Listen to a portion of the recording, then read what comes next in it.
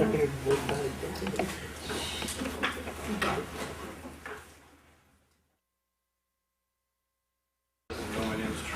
the director of ESA, and I literally just came back from Geneva from the Durban conference, so I'm going to take about 10 minutes to just sort of give you an update on what happened in Geneva, and I guess from a personal, eyewitness account, some of the issues that happened at the conference at the United Nations. And I'll just speak briefly for 10 minutes, and then I'll have the privilege and honor to introduce Professor Esther Webman to you.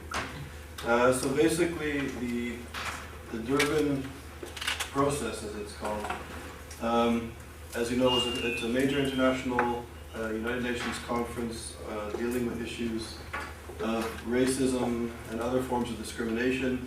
And as I'm sure most of you know, 2001 was the original Durban conference, which, among other things, became a bit of a fiasco regarding issues of anti-Semitism and bashing of Israel. That especially the NGO forum, which was attended by tens of thousands of people, in part really became a very ugly spectacle of bashing Israel and of strong expressions of anti-Semitism. And there was a fear that the same thing would be repeated again in Geneva as the follow-up conference. And the fear, I guess, was reinforced by the idea of the fact that Iran and Libya were the two countries that were sort of chairing this whole process. So if you can imagine, two of the most,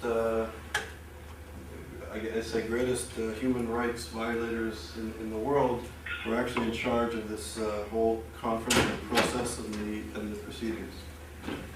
So there was a lot of fear that there'd be a repeat of 2001. So I'm happy to say that in general the repeat didn't happen. That the fact, I think, that was held in Geneva as opposed to South Africa, which is perhaps more accessible to NGOs and for other reasons, I think that this process was not as bad. I attended the sessions in the plenary sessions on last Friday, and it was incredible. It was incredible to witness the procedures of the United Nations. They've been debating. The countries have been debating the text of the document that they're trying to pass, and they finally adopted on Wednesday. But they've been debating this for years, and they finally, on Friday at 6 o'clock, when time was running out because the interpreters have to leave, they have a union contract, so they leave at 6 o'clock. So literally at 2 minutes to 6, the countries voted on adopting the wording, the text, the language of the text. And the countries voted in favor of it without reading the text. So after years of preparation, they actually voted on a text that they didn't read. So I found that very bizarre, but I was told by people that this is what happens on a fairly regular basis. So I found that astounding. Monday, as you probably know, marked the time when the Iranian delegation led by Mr. Ahmadinejad, President Ahmadinejad, came to the UN. On Sunday evening, he was actually welcomed by the Swiss president for a private dinner. And this is something that was not necessary. I think everybody has the right to attend the United Nations. There are some legal scholars who think that Ahmadinejad actually has the right to be arrested for incitement to genocide and other human rights violations. But that whole issue aside, because it's a great area of debate among scholars, so legal experts and scholars, that putting to aside, there was no need for the President of Switzerland, I believe, to have a private dinner with Ahmadinejad, who represents not only incitement to genocide vis-a-vis the Israeli Jewish question, but also the horrific human rights violations that are taking place within the Iranian domestic context. I just don't understand why on the eve of Yom HaShoah, on the day of Holocaust, the eve of Holocaust Memorial Day, that the President of Switzerland, of all countries, entertained Mr. Ahmadinejad. Monday was actually a bit of a circus. It was the busiest day of the conference, and when the delegation arrived, there was a bit of mayhem. I actually found myself in a corridor with Ahmadinejad and his entourage, which was interesting. They sort of walked by me, and they went into a hallway to go to the plenary session, and the guards closed the door, and I was left in the corridor with about 50 people from his entourage, including the Minister of Foreign Affairs of Iran. And I actually shook his hand and basically told him that the whole world is watching, and one day he'll probably end up in jail. But it was an interesting moment of exchanging greetings. But the thing that really shocked me, there were two things that shocked me. After he went into the plenary session, there were 50 people, and I was one of the few outsiders of this group. These are leading civil servants and bureaucrats and politicians. They started to chant Allah Akbar and other jihad chants, which I didn't understand. And it was something I'll never forget. They were screaming as if somebody was trying to harm them or kill them, or they were in pain. They were screaming. I've never seen adults scream with such fervor and energy something in my life. And I was just watching in disbelief. I was with another friend of mine from Israel. She ran away. She was terrified. I stayed and listened, and I actually spoke to people afterwards and had the opportunity to exchange ideas with some of their media correspondents and other diplomats and people. And I asked them questions about Israel and the Jewish people and all that sort of thing. And I had wonderful exchanges. And I would just say that coming away from these very sort of rational discussions about Judaism and Islam and the future of Israel, the future of the Zionist entity, all I would have to say is that the things that we read about, and I'm sure we're going to actually hear about it today in Esther's paper, in terms of Holocaust denial and perceptions of Israel and perceptions of the conspiracy, as we had in other sessions, the sort of the protocols of the Elder Design, and that whole narrative as a view to see the Jews, to see Israel, is very much real and very much alive. Even over coffee and having rational conversations, they really, I would say from my rational mind and I guess from my heart, that these guys are the real deal. That they mean what they say, that they're really out to destroy the state of Israel and the Zionist entity, and they really believe that Jews fabricated or exaggerated the Holocaust to conspire to expropriate money from the Europeans to go and build the state of Israel. That this is how they see the world. This is what they really believe, and I think they believe that they're actually going to do something positive by ridding the world of this problem, i.e. Israel. So on that level, it was actually quite helpful in terms of my research and the things that I'm concerned about, because it's one thing, I suppose, to read historical accounts or sociological accounts or ideology and sort of social theory and all the stuff that we're engaged here in ISA, but actually to meet people who are connected to the regime in Iran and have honest and open conversations with them was an opportunity to really understand the mind of the enemy. And I believe that they are clearly the enemy, and they know exactly what they want to do, and they're out to achieve it. I'd say two small other quick accounts that I'll give you. I think for the first time in the 5 or 6 years that I've become engaged in this issue of anti-Semitism, of contemporary anti-Semitism, I'd say for the first time I am really optimistic. And I'm optimistic because of the students that were present in Geneva. There were mainly Jewish European and Israeli students who came. There were about 100 to 150 students who were quite educated, aware, they were strong, they acted as sort of in a selfless manner, and they're helping people and helping each other. They knew the issues, they're well-read, they're energetic, they're out to organize, they're out to bring awareness, they're not apologetic. And I think that something began in Geneva, and I think their experience in Geneva just reinforced the whole idea of what they're trying to now struggle for, to end not only anti-Semitism and not only the denial of Israel's right to exist and the Holocaust and all of this stuff, but they also ended up meeting with dissidents from Iran and different dissidents from other parts of the world. And there's a natural coalition of people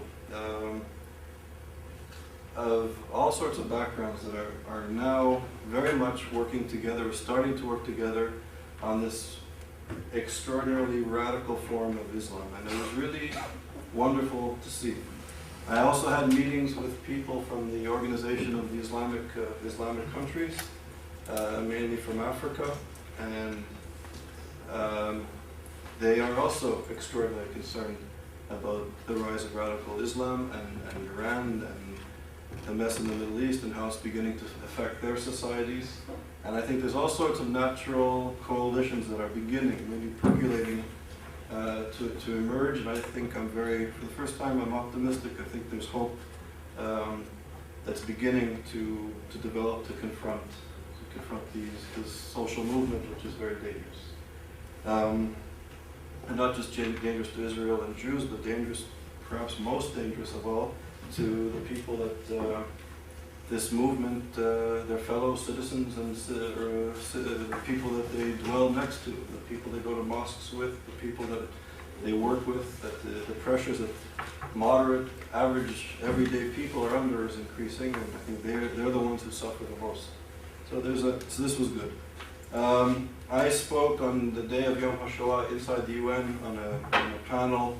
I spoke twice, but on the day of Yom HaShoah, I spoke on a panel that dealt with issues of racism and genocide, and it was a group of people from Pakistan, Canada, myself, Muslim, Jewish, Christian, from Africa, Rwandan Holocaust, genocide survivor.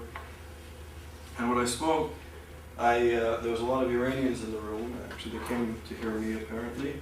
And I asked for a moment of silence. The fact that the United Nations was created in the whole human rights legislation and laws and conventions and treaties emerged out of the ashes of the Holocaust. I thought that the fact that we were in the United Nations, the building that was created from the ruins of the Shoah, that we would take a moment of reflection and meditation to think about the victims of the Holocaust.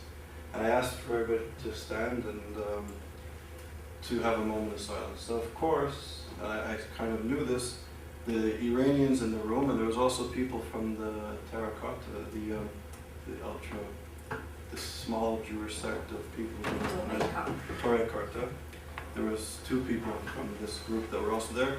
So the Iranians and these two so-called rabbis didn't stand up. And we had a moment of silence, and then I explained in my speech why they didn't stand up. And they didn't stand up because they think that the Holocaust is a lie. They think that I, who would think about commemorating the victims of the Holocaust as part of the Zionist Jewish conspiracy to extort money from Europe, and I sort of went into the whole discourse and the whole idea of the protocols of the elders of Zion, and how Iran and other forces in the Islamic world are now in the business of exporting this horrific form of genocidal anti-Semitism in the narrative of the protocols of the elders of Zion, and how it's having an effect. And I would say that in terms of the global influence of anti-Semitism and the protocols, on the one hand, I think it was a victory what happened in Geneva, that Iran and the hate fest against Israel was thwarted, or it was successfully stopped, if not stopped, almost stopped. But at the same time, we have to be, I think, aware that the fact that Ahmadinejad came to the United Nations, and he was the only world leader to come to the United Nations, and he spoke of Jewish power, and he spoke to Western power and dominance, and he spoke about the clique of people that's destroying society, that this horrible form of anti-Semitism, and the fact that he spoke at the UN and had this pulpit to spread it, will have an effect, because the people who are dispossessed around the world will see him as somebody who is, if not misguided, but somebody who has their interests at heart, or is the only one to speak to power in the UN and all the European white countries which are controlled by the Jews and all the conspiracy theories, will resonate in some parts of the world in this news cycle, and it will have an effect. So on the one hand, there's I think a victory, but on the other hand, the hatred of anti-Semitism is being dispersed and diffused throughout the world, and Ahmadinejad used the world's media this week at one level effectively to spread it. So we have to be aware that these processes of anti-Semitism continue in a very serious manner. We have to, as scholars, really look at the reality of this in a very serious way, and to use all of our resources and our interdisciplinary expertise here and in other places to really try to grasp what's happening and what are the ramifications of this, of these events and of these narratives which are now spreading in the age of globalization. So, a victory, but very serious issues.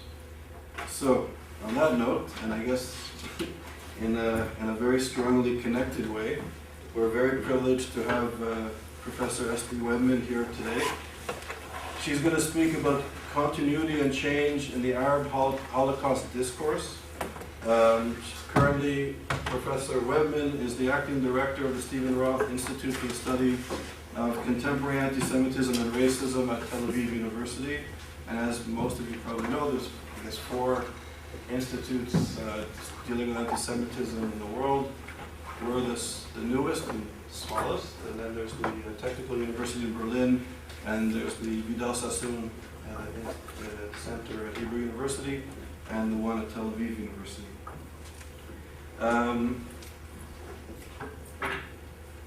Professor Webman received a PhD from Tel Aviv University, and she won awards for her thesis. Her thesis was received with great distinction, which focused on Egypt during on Egyptian society and its response to the Holocaust.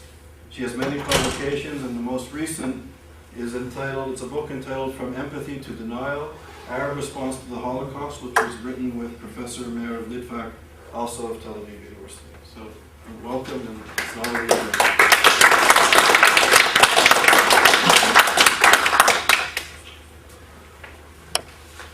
Thank you, Charles. Thank you, Lauren, for inviting me. And I apologize, first of all. There's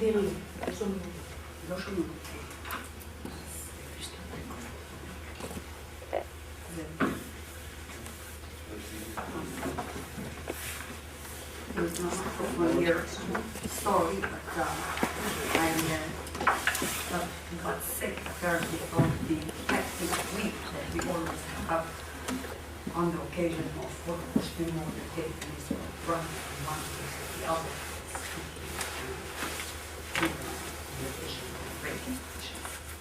Anyway, I would like to open my presentation with a short story, Mendel the Bookseller, which was published in February '45 in a leading Egyptian cultural weekly at the time, and was dedicated to Stefan Zweig. This is unthinkable today. Although the time frame of the story is set in World War I, the implication for World War II could be easily discerned. The hero of the story, an Egyptian scholar, describes a visit to Vienna 20 years after he completed his studies there. While wandering around the city, he enters haphazardly a coffee house where he used to sit and meet with the mythological figure Jacob Mendel, the bookseller, who sat there every day, always ready to share at length his knowledge with others. In an attempt to trace the fate of the man who captivated him with his unique personality, the author interrogates an old cloakroom lady, and she recounts Mendel's life from his arrival to Vienna from the East until his tragic death.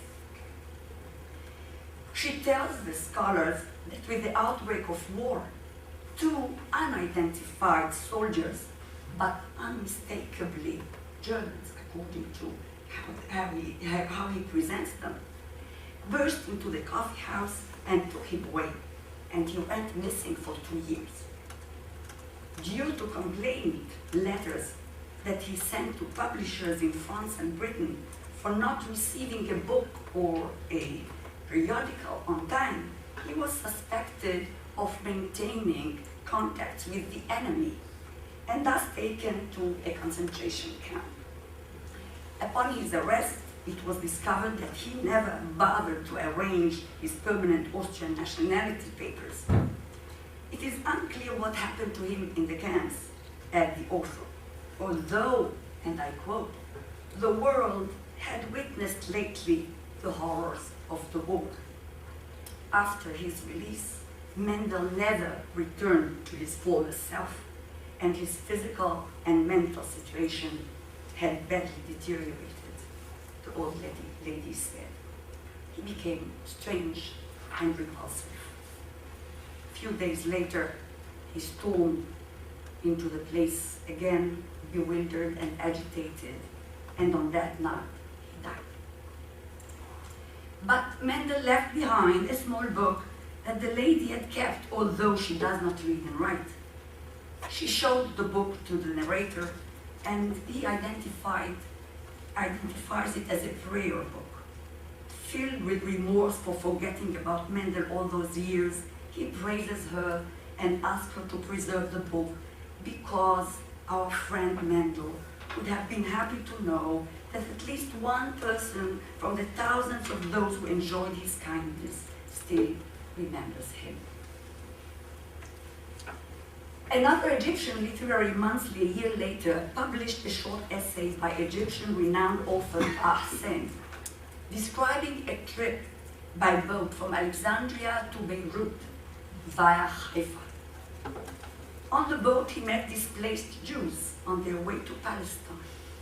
They were weak, he wrote, children, girls, and women who lost their husbands and all they had, even the slightest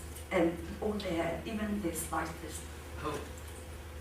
Some of them had lost all, but life was flourishing inside them, enlightening their wounded heart with hope and despair, satisfaction and love, comfort and repair. Hussein asserted that those immigrants were enforced on the inhabitants of Palestine, and there were other places that could absorb them better than Palestine. Does this sound familiar? But he felt compassion, on the other hand, toward them. Seeing them off the boat aroused in him, as he said, anger, outrage, pity, and sorrow. This essay apparently angered many Egyptian intellectuals who thought that Hussein was repeating Zionist propaganda. Yet others considered it as an example of Egyptian intellectuals' ability to differentiate between Zionism as a political movement and ideology and Judaism as a religion, and between their antagonism towards Zionism and their sympathy toward the persecuted Jews. These are two examples of the early references to the Holocaust in Arab papers after the war. While the first story expresses a clear empathy with the persecuted Jew and recognition of the universal cultural heritage he left behind, the second, despite its unhidden compassion, already illustrates the entanglement of politics with the issue of the Holocaust. The idea that the displaced should return to their original homeland or absorbed by other states, such as the US and the British Empire, was raised by officials in the deliberations on the future of Palestine, as well as in the public discourse. Undoubtedly, and I quote, a solution has to be found for the Jewish problem, but colonizing Palestine is not a solution to the universal Jewish problem, and it would be unjust to demand solely from the Arabs to solve it at their expense, was a frequent reaction to the political developments. The basic Arab approach toward the Holocaust stemmed from the standpoint that it does not concern them. It was a tragedy of another people which took place outside the Middle East, and they were not involved in causing it or perpetrating it. Yet, allegedly due to it, they were dealt an injustice and were forced to pay the price, the wrong which befell the Jews. The price meant the loss of Palestine to the Jews. If it was not for the Holocaust, Israel would not have come to exist. The proximity of events and of World War II with the urgent need to solve the Jewish problem and the establishment of the State of Israel led to their convergence and the creation of a causality relationship between them. As a result of this conviction, the Arabs could not separate the attitude toward the Holocaust from their attitude and animosity toward Israel and Zionism. The resistance to the establishment of Israel as the solution to the Jewish problem overshadowed their ability and willingness to acknowledge and sympathize with the Jewish tragedy. It was an instinctive reaction which was gradually buttressed by ideological, political, and even cultural themes. I'm focusing on the early period from the end of the war to 48 because it was unique in its diversity and exposed a whole range of attitudes towards the Holocaust. It was during this period that the conceptual foundation was laid down. Three basic approaches could be discerned in the Arab leaders' references to the Holocaust during this period. One recognized the Jewish tragedy, but sought to separate it from the question of Palestine and present it as an international humanitarian problem in whose solution the Arabs could take part. Thus, it was possible to express compassion for Jewish pain together with unequivocal rejection of Jewish immigration to Palestine and of Zionist political goals. Such an attitude was congruent with the aspirations of Arab elites to be integrated in the post-war world order and with their awareness of Arab dependency on Britain and the US. The second approach sought to understate or minimize the meaning of the Holocaust by using ambiguous terms or depicting it as a problem of civil discrimination, going as far as partial or complete denial. The third accused the Zionist movement or the Jews for what befell them. The Holocaust became a matter of growing concern to Arab leaders following a range of consecutive events, beginning with President Truman's proposal on 16 August 1945 to allow the immigration of 100,000 displaced Jews to Palestine, the establishment of the Anglo-American Committee on 13 November 1945, and its subsequent recommendations, as well as the formation of UNSCOP, United Nations Special Committee on Palestine, on 15 May 1947, which led to the resolution on the partition of Palestine on 29 November that year, and the establishment of the State of Israel on 14 May 1948. The question what Arab leaders and intellectuals who influenced and shaped the public discourse knew is critical for examining their attitudes and representations of the Holocaust. The evolving 45-48 discourse clearly shows that there was a flow of information and certain knowledge about it existed, at least among Arab intellectuals and politicians. The Arab press, and particularly the Egyptian, covered the developments in Europe, including the fate of the Jews, quite extensively. The interest and reference to the Jews under Nazi rule did not stem only from the narrow prism of the evolving Middle Eastern conflict. Arab interest evolved at least among those agents of culture who led the public debates from a sense of affiliation with the victorious camp and its cultural values, a position which Islamist writers, most notably Sayyid Qutb, who later became the spiritual leader of the radical Islamic movement, often criticized for the unjustified trust in Britain and the US. Report on Allied advances and the horrors that they encountered in the Nazi camp, or the coverage of the Nuremberg trials, were not unusual. The same could be said in reference to the Jews. Yet, due to the political developments, this flow of information had been gradually suppressed to avoid a clash with the war efforts against the Zionist enemy and its state. The claims raised in relation to the Holocaust stemmed from the intensifying political disagreement over the fate of Palestine.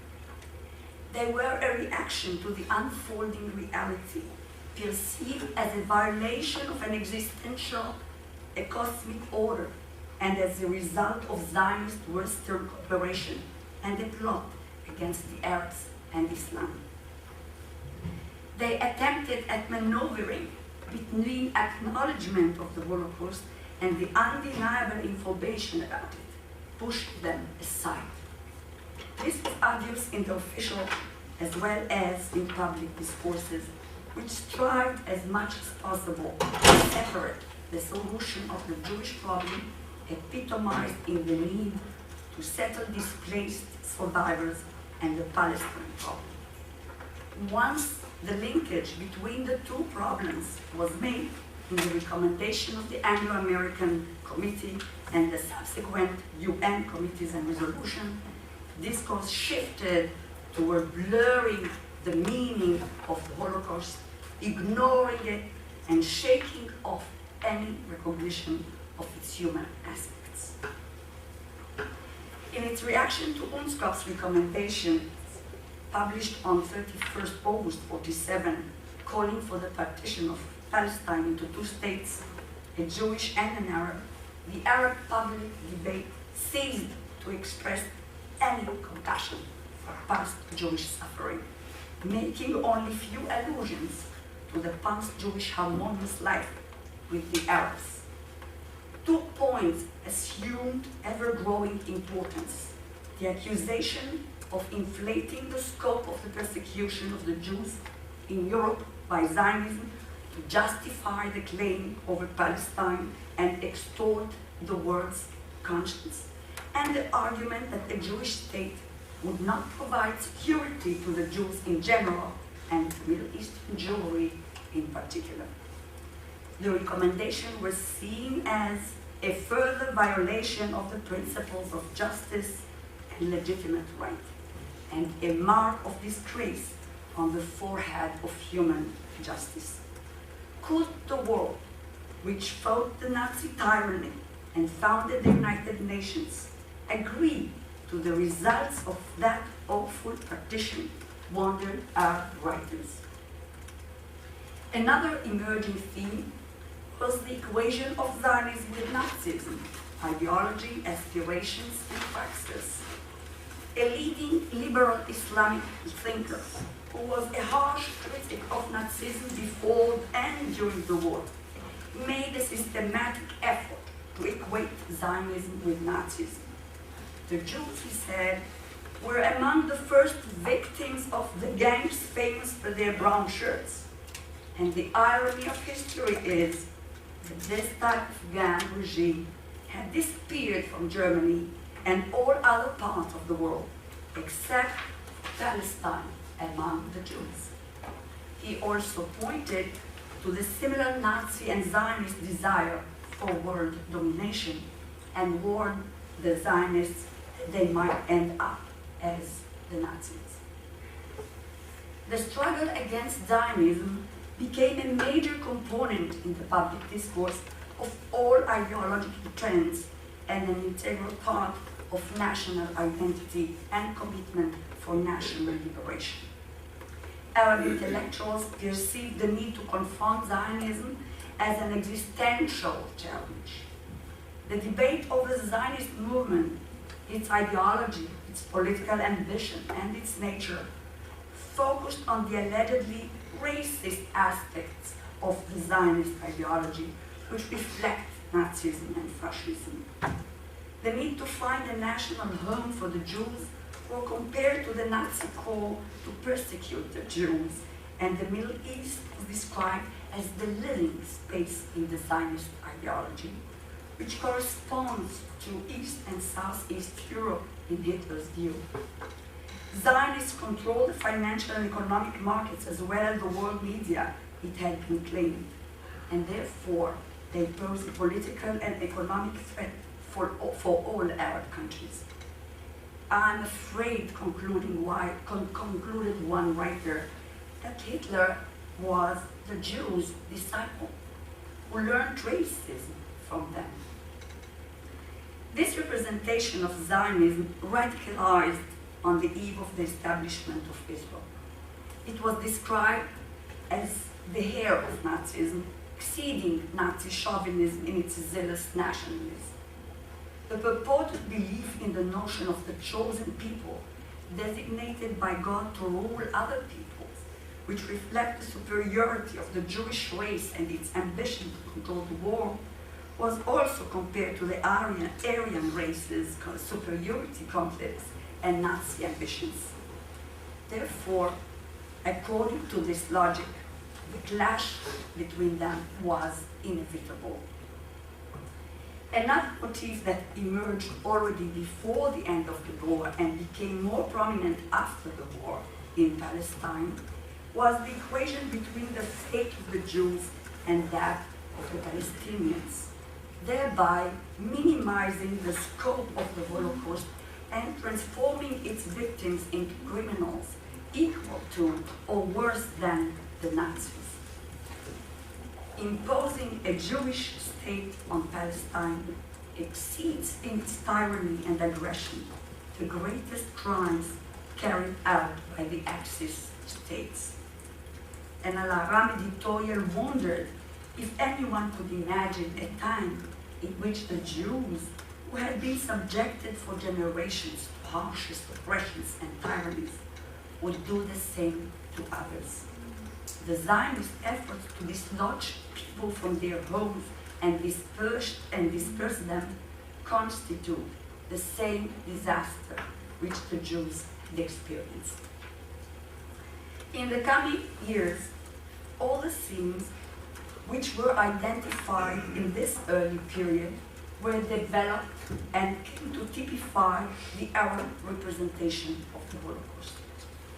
Although they did not constitute a systematic, coherent narrative, one can discern a trend moving from recognition of the event as a human disaster which the Arabs were ready to share its burden, to alienation, justification, relativization, and denial.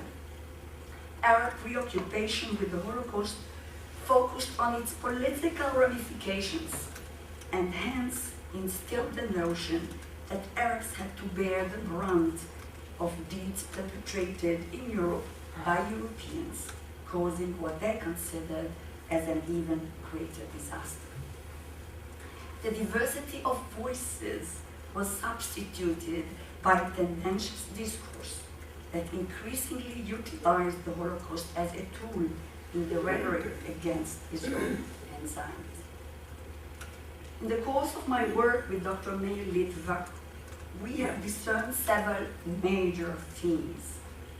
1, empathy and acknowledgement. 2, justification. 3, denial.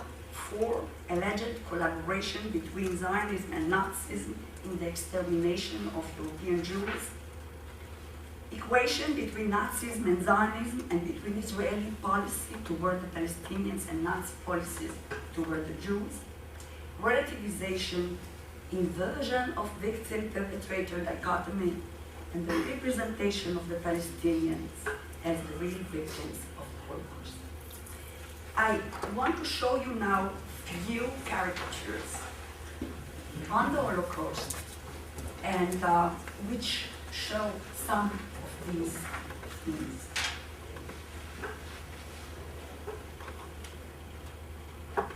Do cancel.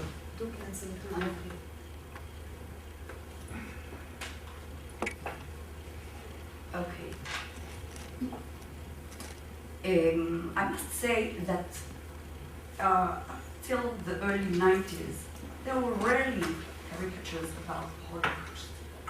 But the only thing which appeared before that was the equation of Zionism and Nazism.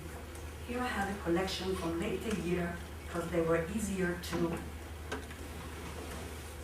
as you see, this is one of the things, and there are different caricatures comparing and equating the Star of David and the swastika.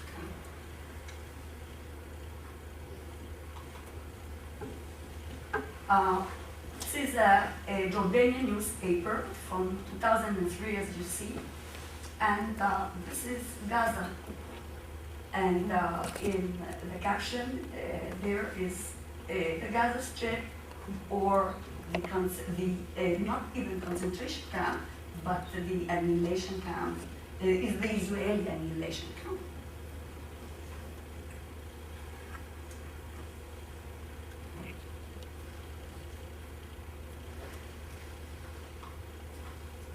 As you see, big love affair. And this is an Egyptian magazine. You see that I picked up caricatures which come from different sources, from different countries. The motifs are the same motifs, unfortunately.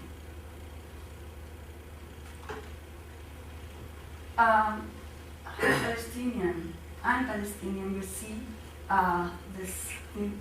There is nothing, it is clear. This Latouf is a Brazilian caricaturist, and he is much more sophisticated than the regular Arab caricaturists. And his caricatures, after the last, or during the last war in Gaza, were taken and shown in almost every country and every site. There's also an Iranian cartoon competition. Yeah, I will show this.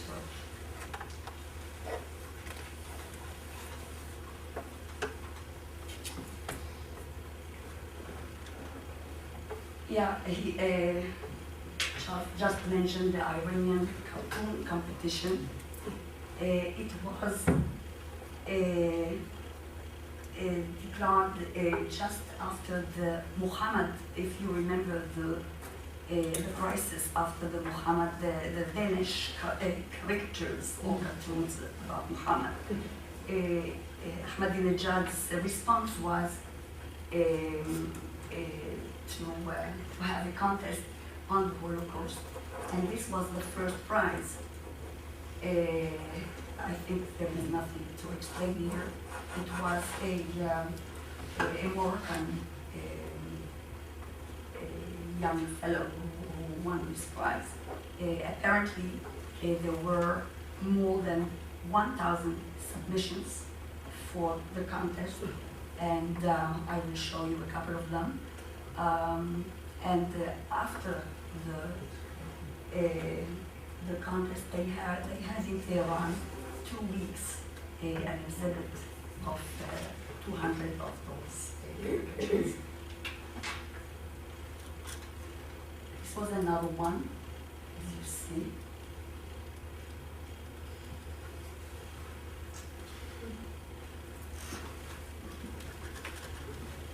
Again.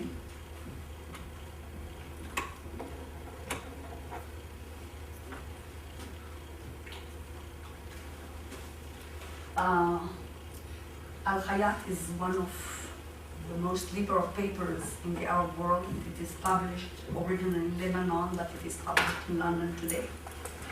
And again, this is from 2001, and there is no need to explain explain anything. Very similar one appeared after this war, during this war. You see Carlos Latouf again.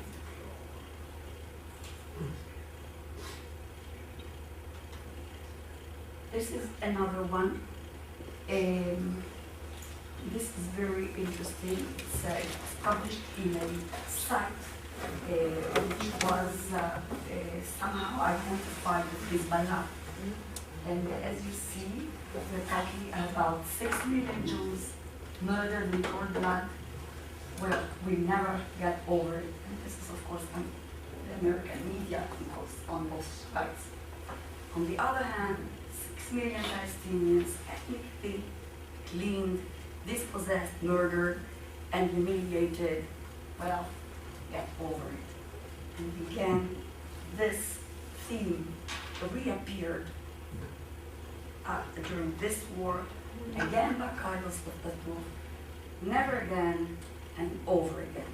Palestinian tragedy and the Jewish tragedy, as I said, one of the major themes.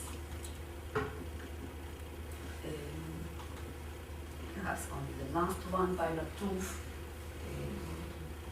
which is again here. I could go on, but I will stop here and continue. The Holocaust representation in the Arab public discourse has not changed until the mid-90s. Despite the vicissitudes of the conflict and the political, internal, inter-Arab, and international arenas. There was no difference between the academic and the official or popular discourses, which was reflected in an ever-growing volume of controversial literature on Jewish history, Zionism, and the Palestine problem. This literature did not introduce new insights, but reinforced previous themes. Yet there was a shift of emphasis from the justification claims to all variations of denial, a trend which also typified Western revisionist literature. Soviet and revisionist discourse had an impact on the development of the Arab Holocaust discourse, especially after the Six-Day War of '67, when the Soviet penetration to the Middle East was at its peak, and Holocaust deniers became more outspoken. Yet, the '67 war brought in its wake another development. It created, for the first time after 19 years, a direct encounter between Palestinians and Israelis, which reinforced the unique traits of the Palestinian response to the Holocaust. In his novel Returning to Haifa, written after the '67 war, Palestinian novelist Hassan Kanafani describes a journey of Palestinian refugees, a couple from Ramallah, Said and Safia, to their home in Haifa in search of their son Khaldun, left behind as a baby in their flight in '48. Arriving in Haifa, they discovered that the house had been occupied by Holocaust survivors, Miriam and Efrat Goshen, who also adopted and raised their son. The encounter between Miriam, the widow whose husband died in the previous war, and Said and Safia raises several dominant themes in the Palestinian discourse on the Holocaust. Acknowledgement of the historical event, comparison between the Jewish and the Palestinian sufferings, and the portrayal of the Israeli soldier as useless as the Nazi soldier. It was the first time that an Arab novel introduced an encounter between a Palestinian and an Israeli Jew, not on the battlefield, but in a normal room, where each of them puts forth his point of view and discusses it with the other. It is significant that this Jew was a Holocaust survivor who had the potential of identifying with the Palestinian agony in view of his or her own experience. The representation of Miriam stems from the awareness that the Nazi horrors indeed took place, She arrived in Haifa with her husband on the eve of establishment of the state, and she's a decent, sensitive, and human person. She is presented in contrast to the Israeli soldier, as she was perplexed, he says, by the behavior of the Haganah members, whom she saw throwing a body of an Arab child onto a truck like a piece of wood, reminding her of her father's death in Auschwitz and her young brother shot dead at the hands of German soldiers. Those thoughts, which she never disclosed to anyone, and the arrogance exhibited by Said and Safia's soldier son, who was totally immersed in Israeli culture and rejected his biological parents, bring immediately to mind the recurring theme, the equation between the Israeli soldier and the Nazi soldier, and in a broader sense, between Zionism and Nazism.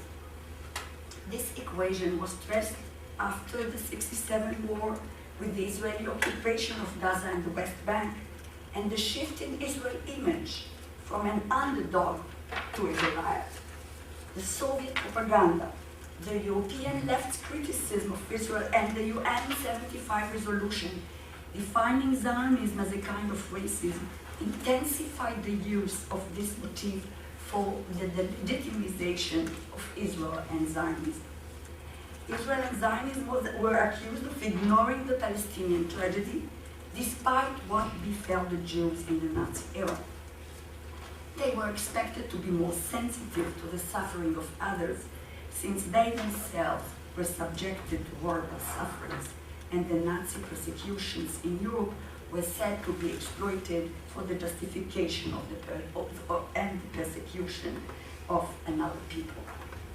The victimhood motif crystallized as a central theme in the Palestinian national narrative, as it was a major component in the Israeli and Jewish identity. The Palestinians considered themselves as the victims of the victims and strove to acquire a victim status and recognition of their tragedy, with all it entails in rights for self-determination and restoration of justice. This theme appears in other Arab discourses on the Holocaust, but the trauma of the displacement and loss was unique to them, and therefore its representation is so central in their discourse and collective memory. The accusation of Zionism of collaboration with Nazis was raised immediately after the war, received a boost by the Eichmann trial in the early 60s, and since the mid-70s was supported by academic works inspired by Soviet perceptions of the Holocaust and Zionism. In the mid-90s, however, in the wake of the collapse of the Soviet Union, the signing of the Israeli-Palestinian Accords, and the Israeli-Jordanian peace agreement, liberal Arab intellectuals began to question the Arab perceptions of the Holocaust, which seemed no longer congruent with those processes. They called for the unequivocal recognition of the suffering of the Jewish people, which eventually would lead to the recognition of the Palestinian tragedy by the Israelis and facilitate reconciliation and coexistence between the two peoples. The gist of this new approach is the acknowledgement of the Holocaust as an undisputed historical fact, a crime against humanity, and the separation of its human aspects from its political repercussions. The new approach was affected by the terminology and attitudes to the Holocaust in the West, as Holocaust denial and other motifs of Holocaust representation in the traditional Arab discourse partially derived from Western and Soviet literature. The propagators of the new approach live in the West and are highly conversant with its culture and values. They generally advocate a change in the Arab attitude toward the Holocaust and do not deny its uniqueness, although most of them failed to isolate the political dimension from their discourse, despite their declared aspiration to do so. Seeking basis for coexistence, Edward Said claimed that a link exists between what happened to the Jews in World War II and the catastrophe of the Palestinian people. And unless this connection is recognized, there would be no foundation for coexistence. Said, who accused Zionism and Israel of instrumentalizing the Holocaust for their ends, falls into the trap of instrumentalization by connecting the recognition of the two tragedies. Although he insisted that he does not attach conditions to the comprehension of and compassion for the Jewish tragedy, he believed that such an advance in consciousness by Arabs ought to be met by an equal willingness for compassion and comprehension on the part of the Israelis and Israel's supporters. The Holocaust does not excuse Zionism for what it has done to Palestinians, he went on to say. Hence, by recognizing the Holocaust for the genocidal madness that it was, we can then demand from Israelis and Jews the right to link the Holocaust to Zionist injustices towards the Palestinians, link and criticize the link for its hypocrisy and flawed moral logic. Despite its relatively limited number of propagators, this approach brought about changes in the representation of the Holocaust even among its opponents. It diversified the mainstream discourse while increasingly confining denial to Islamists. The vantage point of the discourse returned to be, as in the early period prior to the establishment of the state, the acknowledgement of the Holocaust as a horrible historical fact, albeit without relinquishing other persistent themes, such as relativization and minimization of the Holocaust, equation of Zionism with Nazis, as we saw, and the accusation of Zionist collaboration with the Nazis. And this diversification of the discourse was mirrored in a few literary works and television dramas. To rest my case, I would like to conclude by showing you a short segment of an Iranian TV series, 0 Degree Turn, broadcast a year and a half ago. The Iranian production was an aberration from Ahmadinejad's denial of the Holocaust. The series was written and directed by an Iranian producer, and Holocaust denier Roger Garodi served as historical advisor. It included 30 parts and reportedly became a hit overnight. Set in the 40s, Iran under Shah Reza and Paris on the eve of World War II, it presents a glimpse on Jewish life in Iran and on the persecution of the Jews in France with the Nazi invasion. Loosely based on a true story, according to the producer, in which Iranian Shalzeda Fair in Paris saved over 1,000 European Jews by forging passports and securing them refuge in Iran. The hero of the series, Habib Parsa, a son of an Iranian former diplomat married to a Palestinian woman from Haifa, finds himself involved in saving Jews from the Nazi claws. He is sent for studies in Paris, where he meets Sarah Struck, a young Jewish student, as they collaborated in research on elements common to Spinoza and an Arab philosopher. And scenes of Jews with the yellow star of David getting on trucks or searched by Nazi officers. Habib falls in love with Sarah. He gains the trust of her maternal uncle, history professor Shmuel Weiss, and uses his work at the Iranian embassy to forge passports for Sarah and her mother and secure their flight to Iran. Notwithstanding its discrepancies, historical distortions, and ultimate anti-Zionist messages, the series constitutes a break not only with Iran's image as a denier of the Holocaust and supporter of Western deniers, but also with the Arab general evasion of films on the Holocaust. Even Hollywood films dealing with the Holocaust, such as Sophie's Choice, Schindler's List, Life is Beautiful, were rejected as another Zionist propaganda ploy and banned in Arab countries, even in those with which Israel has established peace agreements.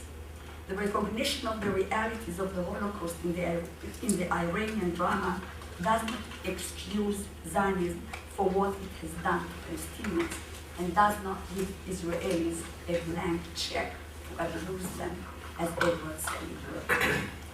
Indeed, the Iranian historical drama recognizes the Holocaust as a horrible event, but at the same time, it does not depart from the traditional themes and present the Jewish state as a Zionist invention, the result of collaboration between the Zionists and the Nazis to coerce Jews to emigrate to Palestine. Therefore, it is an illegitimate entity and has no right to exist. It also reinforces the similarities between the discourse in the immediate post-war period and the discourse that emerged with the new approach. Then there was an effort to separate between the Jewish problem and the Palestine problem, which enabled to acknowledge the historical facts and even express sympathy with the Jewish tragedy, and at the same time denounce Zionism, its ideology and practice. With the turn of the 20th century, the mainstream discourse accepted the occurrence of the Holocaust, but strive to challenge its uniqueness and its scope, and to delegitimize Israel and Zionism. Thank you. Just showing now.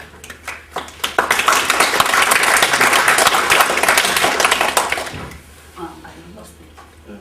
Indeed.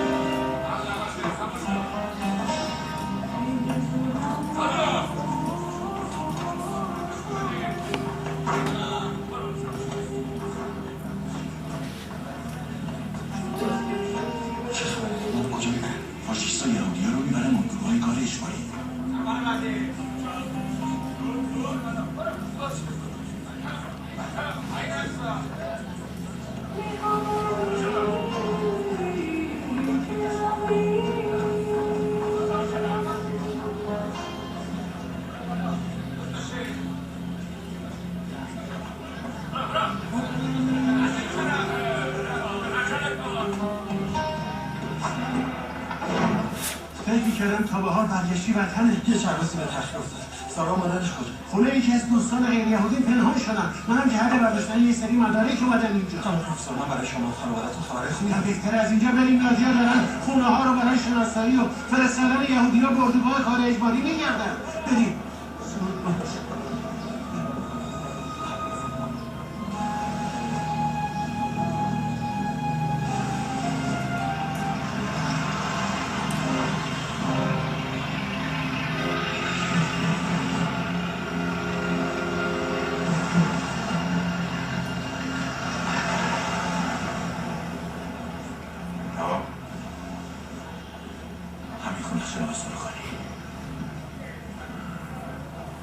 بسیار خوب. بهتره تو برگردی پارسیا. یادت باشه با احدی درباره این موضوع صحبت نکنی. مطمئن باشید مامان.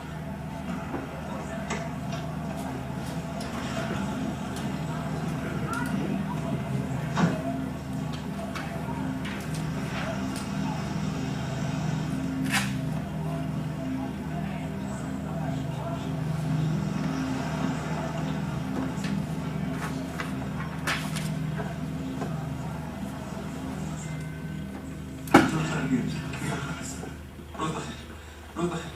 روز بخیر. سامان داشتم نگرانت شدم. این زن و شوهر مهربان از دوستان قدیمی منن. مادام دو پاری و میسیو رفیق. از دیدنتون خوشبختم. ما هم همینطور. خوش اومدین. دیر کردی. آقای پارسا اینجا چیکار میکنن؟ میگم. نه خودت بهشون بگو دوست من.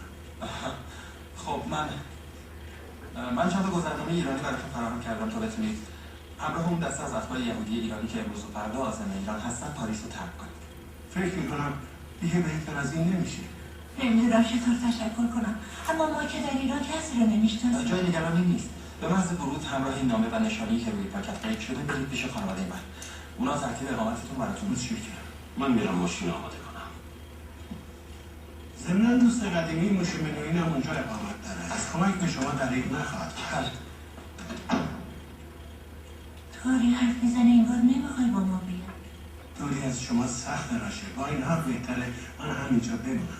اما پروفسور من که برای شما هم گذرنامه تهیه کردم. ازت ممنونم پسر جان، اما اخلاقا درست نیست من در این شرایط هموطنامو.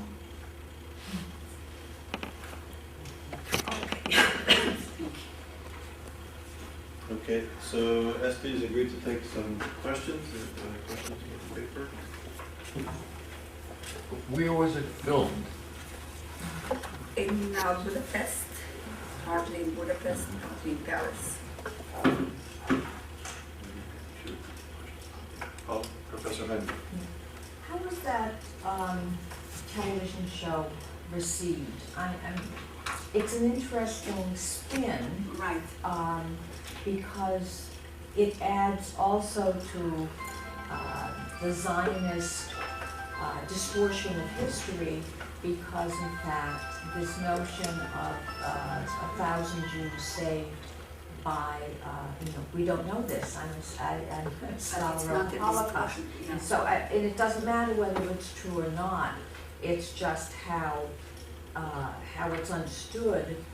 And so I guess there are two separate questions. One was how was the whole series received? And the second would be how was this particular theme within the series received? As I said, that the series was received very well in Iran. It was really a hit, and people really kept seeing it every day. It's a 30-part series. How this particular theme was received, I cannot tell you. I really don't know. It wasn't really a distortion. You said a Zionist distortion. It's not a distortion. It's not knowing yet. I mean, in Holocaust studies, still many researches and studies are done, and you No, but I'm always saying find those things. I'm saying by presenting this as the Iranian and Arab involvement with the Holocaust, and I'm sure that there must have been some discussion in the press about the fact that general histories of the Holocaust do not include this, and they don't. I will tell you, they don't. They don't include, but now there are in different places people are researching the Holocaust of the Libyan Jews, what happened in Morocco, a book on North Africa just was published a couple of years ago by Robert Satloff, and in fact one of the names he mentioned there was a candidate for receiving yeah, exactly, from Yad Vashem. So the awareness to what happened, first of all, to the Jews and to the cooperation and to the assistance of Muslims during the Holocaust is growing. There was a Muslim mufti in the Grand Algeria, in the Grand Mosque in Paris, who saved about 1,000 Jews in his mosque. So, okay. Was there a second part to the film which showed in contrast with the Yeah, it's all, yes, exactly. Really? You could already notice here, but I didn't want you to. You have the good guys, Jews, and the bad Jews. And the bad Jews were Zionists. And during the series, when they show for even, so you will see, I mean, in the series you can see those who came in the car and were inspecting the place were the bad guys who wanted to get documents from that Jewish professor who had documents about Zionist, about alleged Zionist Nazi cooperation. And so this is one scene there, I mean, this is one stream in which the construct is being built. The other is in Iran itself. They show how the Iranian Jewish community was thriving in Iran, and with the infiltration of Zionists to the community, they destabilized the Jewish life. They killed, they murdered the Jewish rabbi, and so on. So you could see on both sides, both things. But what reached me, which was really an admiration, as I said, was that the first few scenes which we saw, which really brought the Holocaust home to that was never seen anywhere in the Middle East before. You mentioned that after the Oslo Accords, there was a sort of change in attitude. People began to accept there was a Holocaust. It's not people began, yeah, I said that there was a change among certain intellectual circles, and they brought about a change in the mainstream discourse, whereas you don't really accept the crude denial of Ahmadinejad. And since that time, when everybody's hardening on both sides, has there been a reversal again? No, it's not. It's not reversal. It is there. Yes, surely their voices are less prominent. I mean, there were never too many, by the way, but they wrote a lot, and they got people to answer, to respond, and there was a lively debate in the papers on different occasions where the Holocaust came up, even as a response to Ahmadinejad's statements when he first started to make them, when he became a president. You could find those who identified with him and said that he is really, he is the voice of us, and we are not, and we are only afraid to express his views, whereas there were others who denounced him, and quite a few, like exactly as it happened now. There were a few who denounced his speech in the UN, in the Geneva Conference, of course, because they understand that in many ways he is really harming their cause with such statements. So if I could make a point also, when I was in Geneva, I met with Berber organizations from Libya, Algeria, and Morocco, and they spoke. It was shocking at some levels because they spoke a lot about the history of the Holocaust and how their families actually helped to save Jews in North Africa, and how the various regimes teach sort of the Arabization of their culture and the Islamicization of their culture, and how the perception of Israel is taught as children, that they were, in their educational system, they're taught to hate Jews in Israel, but there sort of seems to be some sort of, I don't know, an awareness or a renaissance, particularly among the Berber community, and their view of Israel, their view of the Holocaust, it was shocking. Are you aware of these sort of trends in North African society? Especially among the Berbers, definitely among the Berbers, because they have contacts with Israelis all the time. Yeah. And as I said, it's not only there are few who are. And there are few, but they have the capacity to somehow influence at least this place. And I don't know if it will bring about an absolute change. I'm not that optimistic, but something is there. So just to back up what was said, my point, is there there seems to be a space between the regime and official ideology and official policy, and then on the ground, people have, diverse ideas and perceptions of these issues.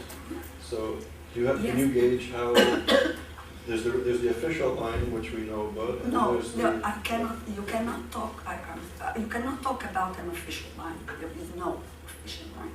I mean, general. in terms of curriculum. Curriculum, you don't refer to the Holocaust. You don't. You don't teach the Holocaust. You don't refer to the Holocaust. Even when you talk about World War II, you hardly mention that. And I have few books from Egypt and Syria. And whenever it is mentioned in connection with what happened in Palestine. So as I said, it is politicized from the very beginning. You have no details, you have no stories, you don't accept the Zionist or Jewish ethos or the Western historiography about the Holocaust. That's what you see in the press, that's what you see everywhere, but you don't teach, on purpose that there was no Holocaust or whatever. The only place where today people are, when they are engaged in writing books on Holocaust, denying the Holocaust, is in Iran, unfortunately. There are few books in the Arab world as well, because with the trend of accepting the Holocaust, as I said, since we got not a reverse, and we have a group of people who went to the other side, demanding to deny the Holocaust and thinking that recognition of the Holocaust is not congruent with the Palestinian rights and self-determination. It's a contradiction. You have this, you cannot have that. But again, those are mostly Islamists. And just one final point before I ask the question. 2 weeks ago in UNESCO, there was a major project that was launched, Project Aladdin, by the Shoah Foundation, and many Islamic countries were present. There were 3,000 people, mostly Muslims from Africa, the Middle East, and Asia, and they're translating books like Primo Levi's books and other books into Arabic and Persian, and it's a great success. And President Wade of Senegal was there, and he said that Holocaust denial is a war against the Jews, and a war against the Jews is a war against humanity. So it was very powerful meeting, very good. So there's good things happening. Yes, definitely. I in fact recommended to Gabe Ratkin a few of the names. Okay, great. Yeah. Okay. So one comment, one question. So first you were talking about how they're influenced by the communist narratives about the Holocaust. It's just something that I work on and I'm interested in. But so there's also the separation between good Jews that are not Zionists and bad Jews that are Zionists is also very common in the way communists present the Holocaust and Jews and saving Jews, and it's just fascinating. And watching this film has just reminded me of that. There are the religious Jews, good Jews, that represent true Judaism, and then there's the bad Jews, the Zionists. And so my question is not related to this at all. You were also talking about the Israeli-Palestinian encounter in Israel, and I was also thinking that maybe the way, or what you think about maybe the way the Palestinians also construct their narrative about what happened to them is also influenced by the way Israelis or Jews construct their narratives, Definitely, and this mirroring of tragedies and things. Yeah, I can give you an article that I just wrote about this topic. Long story, yes, definitely. There is a new book coming up, edited by Meir Litvak, and there I have a paper, a chapter on the Holocaust and the Nakba, definitely. Gentleman here. Charles, this is directed at you. I'm sorry. That's okay, go ahead. In the next few weeks, there's going to be an election in Iran. What is the feeling of the young people? Will they vote against the president or perhaps throw him out of office? Maybe it's part of the wish. It's part of the wish probably. Yeah, well, I'm not an expert on Iran, but of course I follow up as the scholar of the East. And Could you talk on the microphone, please? yes, so there are The TV. I don't think it's working. Emotionally. It's my microphone, it's not gonna make it exactly. louder. It's working. It's going to the camera. Yeah, but it doesn't go to No. the, okay.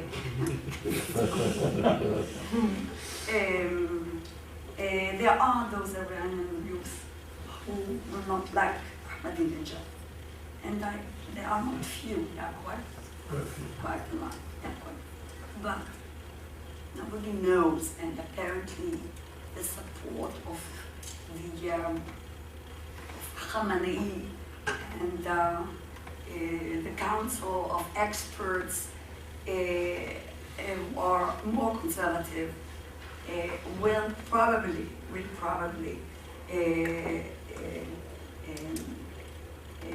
influence the votes. Apparently, I mean, probably he will win. Unfortunately, but that's, there are Israelis, by the way, and others who think it's a very good thing that he continues to be in office because he does us a service. I am not sure I agree with this approach, but this is an approach which exists. I was thinking there's a dissonance in the film, is that people are not stupid and they look to compare people walking in the street in Europe, let's say, without wearing chadors, compared to what they're now. They're comparing if they're good Jews and bad Jews, maybe they're good Iranians and bad Iranians, especially if they have access to the internet. No matter, I think the internet would be more powerful than the printed book. Right. And this stimulates thinking, even though it's a drama of other sort. Is there any feedback? People come and ask questions? If people come and ask questions, people on internet have interactions with Israelis. So, but again, you have this kind of people, you have that kind of people. It's a very diversified and interesting society, the Iranian society. And you can find very diverse range of opinions. Unfortunately, the ruling regime is pursuing one line and one kind of policy. And it has its impact on society as well. It has its impact. It cannot be ignored. And during your talk, I guess I was contemplating the question of Holocaust denial on one side, and I'll call it the pure Holocaust deniers, and on the other side, groups who recognize that the Holocaust did take place, but are concentrating on the propaganda question of stating that the Jews, the Palestinians are now the Jews, you know? And I'm thinking, this is what I'd like to bounce off you, I'm thinking, at least from the Arab-Israeli conflict point of view, that's, I think, maybe more damaging to Israel to deal with that than plain Holocaust denial, which I think most of the world accepts as something off the table. I agree with you.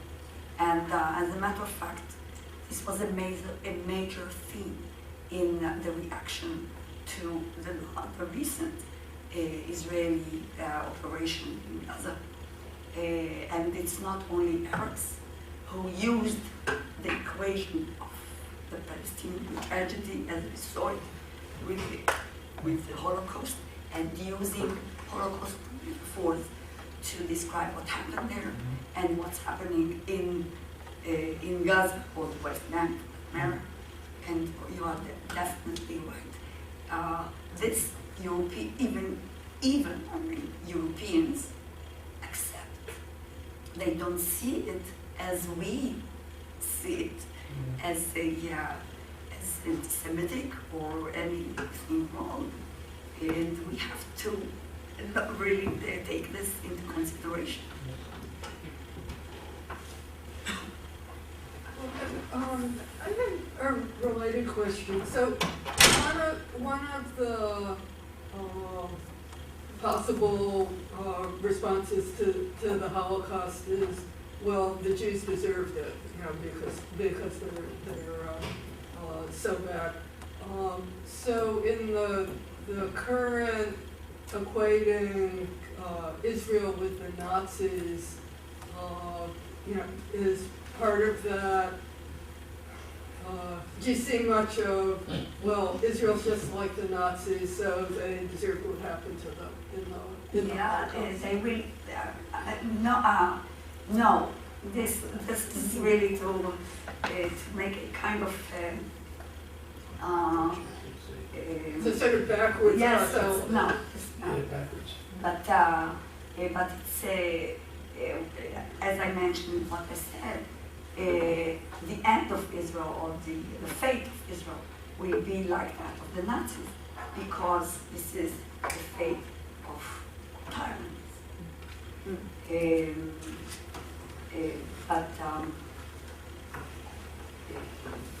But you're right. I'm going to ask something else about the justification of the Holocaust.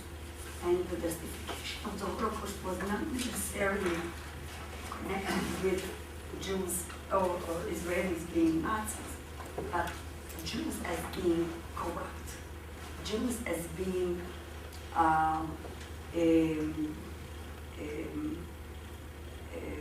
with double allegiance, Jews as being not loyal to their countries. And in fact, in a way, they accept the German narrative about the role of the Jews against Germany. Yes, we have time for one more. I just have a comment about something you said. You mentioned you were surprised that the president of Switzerland entertained the president of Iran. I may have an explanation. I don't know if I was surprised, but I didn't think it was appropriate. An Iranian friend of mine, Dr. Mahmoud Novash, who frequently traveled from Tehran to New Haven, he was a medical resident here, noticed that after the revolution, if he took a flight from Tehran to Zurich, coming to the plane at the last minute in Mercedes were mullahs with attaché cases, obviously going to Zurich for a specific reason, and that was to deposit funds into accounts in Zurich. So that may be the explanation for the economic cordiality of the president of Switzerland. I suspect you're correct. Okay. Wonderful.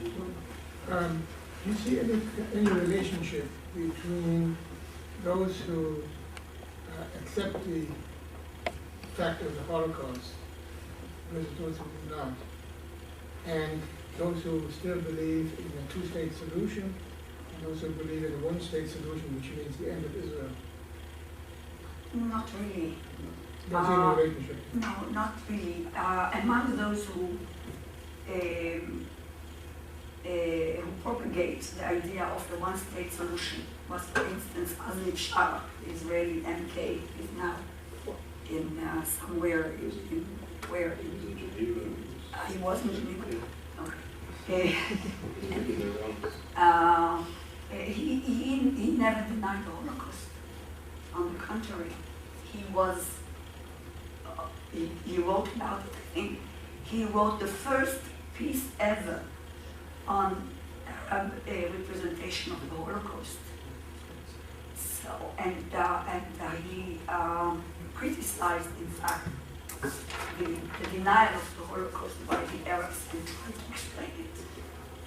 He connected that to the instrumentalization of the Holocaust by Israel and Zionism.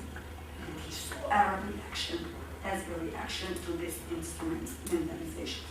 So it's not necessarily so. People who recognize the Holocaust, and many of them propagate the idea of a one-state solution. For both parties. They agreed on that. I mean, yes, a one-state solution. They say it in a different way, of course, but you cannot really divide them for years. So on behalf of USA, thank you very much, Esther, for just